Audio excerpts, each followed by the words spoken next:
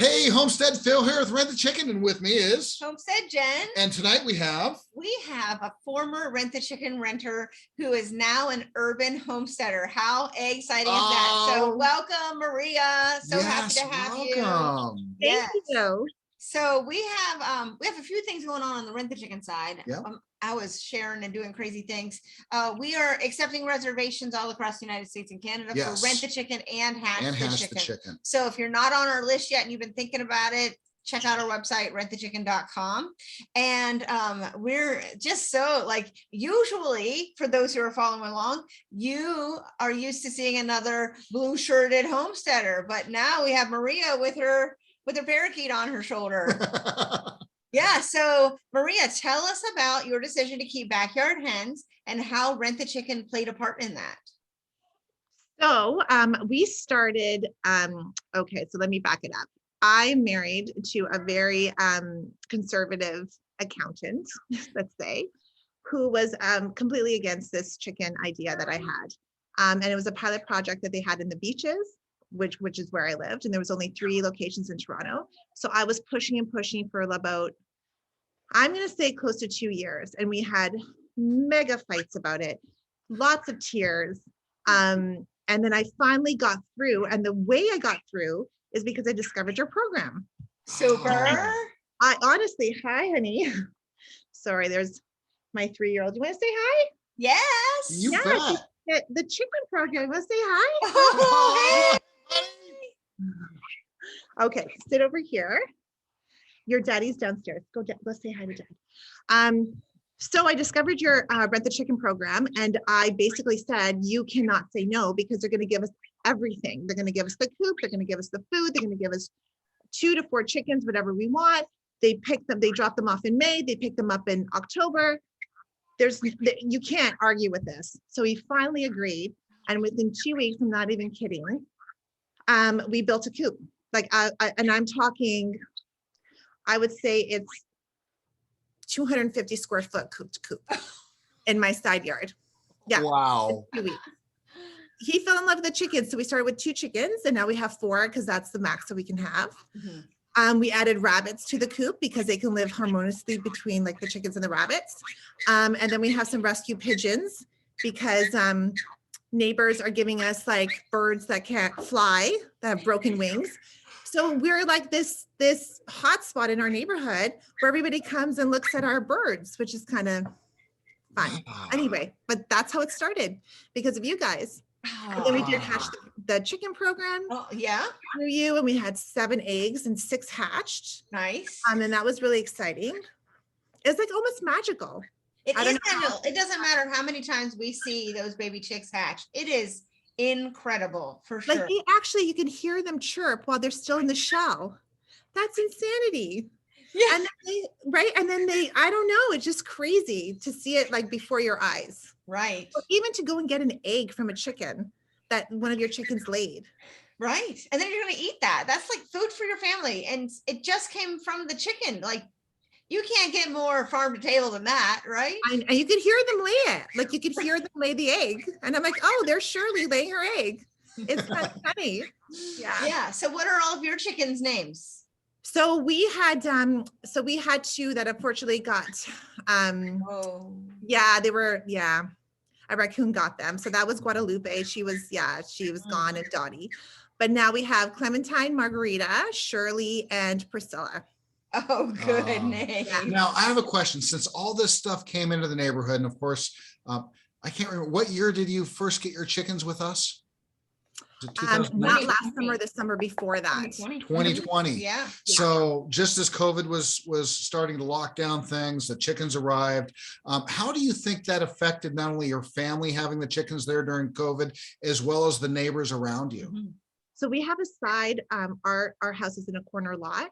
So we built the coop on our side yard, and I was going to build a fence, a 6-foot fence surrounding our property. But before I got a chance to do that, because my contractor wasn't available, we had the coop.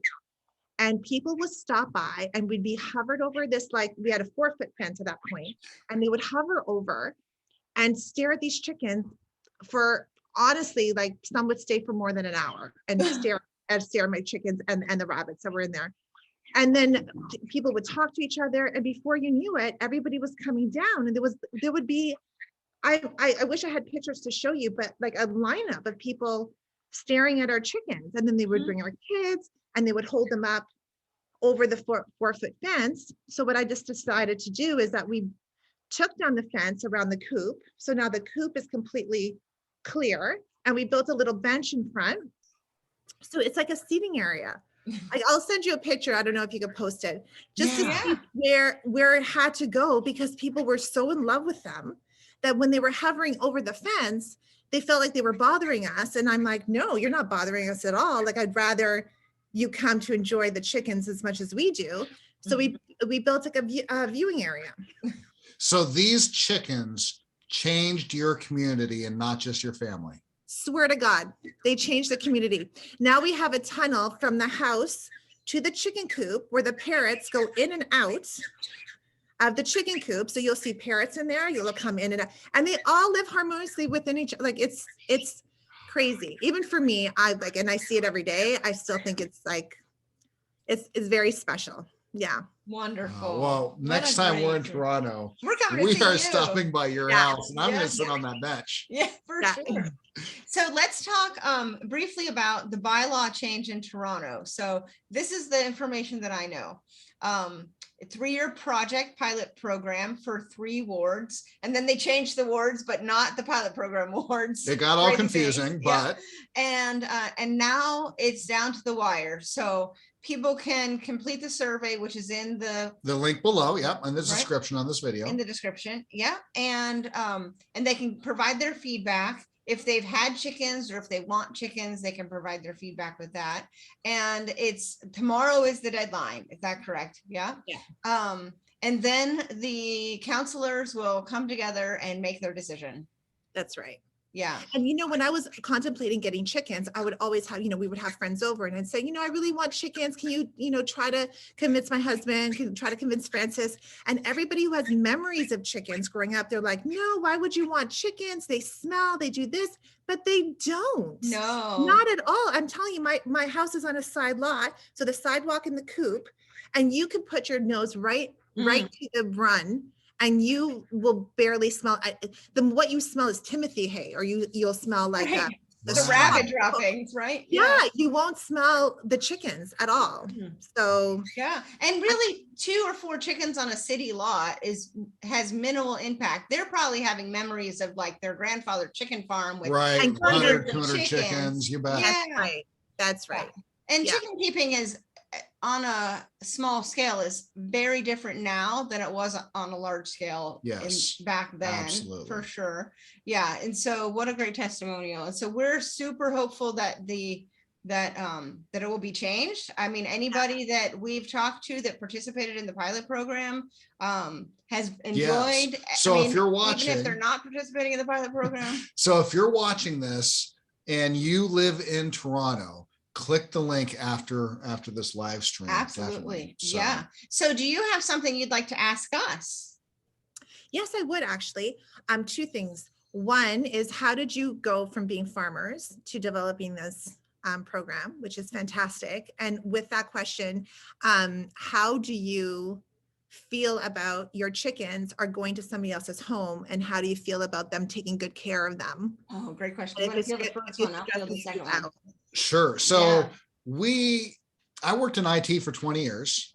We met in Baltimore in Maryland, and very dense populated city, not as dense as Toronto, but 600,000 people in the city, 3 million people in the greater Baltimore area. If you include Washington, DC, it's all like one big mess of people.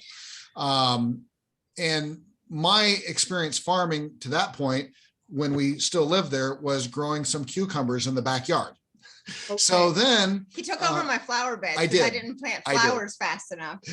And then my job ended, and we were like, well, every time we visited her family in Pennsylvania, I said, I love it. So we came up one time and we bought a house, and here we are in our homestead now, and we got chickens. And then we like the chickens and things are going well. And then shortly after, Homestead Jen's job was coming to an end, and we knew it. So that wasn't anything surprising. And I was doing what other people do late at night. I'm like this, scrolling on my phone, and I Googled crazy business ideas. Oh, Somebody in Alabama was raising chickens and renting them out. And I said, what do you think about renting out chickens? And I was like, So here we are. We started the business in 2013 Yeah. as a dry run. 2014 is when we just blew up. 2015 is when we started adding on other farmers and affiliates, pretty much because somebody came to us and said, hey, I want to do this where I live. And we said, okay, we'll make it work. And they didn't have the ability. Homestead Brad didn't have the ability to answer the phone. He was 15 years old going to school. But he wanted to run this business. He was an entrepreneur. So we answered all the incoming calls while he was at school. When people would ask for him, we'd say, oh, he has an appointment right now. Like he's just unavailable. Not in math class. Yeah, he's in math. Yeah. So that went for several years. 2015, we also expanded to Ontario for the first time. We actually started in Little Britain, which is out near Lindsay, kind of the other. Keep heading east from you, past Peterborough. Yeah, past Peterborough. So that's kind of how we started. Yeah. So we had such tunnel vision when we started. We made the link for that Ontario location to be rentthechicken.com/Canada. Like And we now- thought that would be it. And now we're in British Columbia, we're in Alberta, we're in Ontario. So it's not just Ontario now. Right. Oh, Yeah. this So is that's fun. a fun story, right?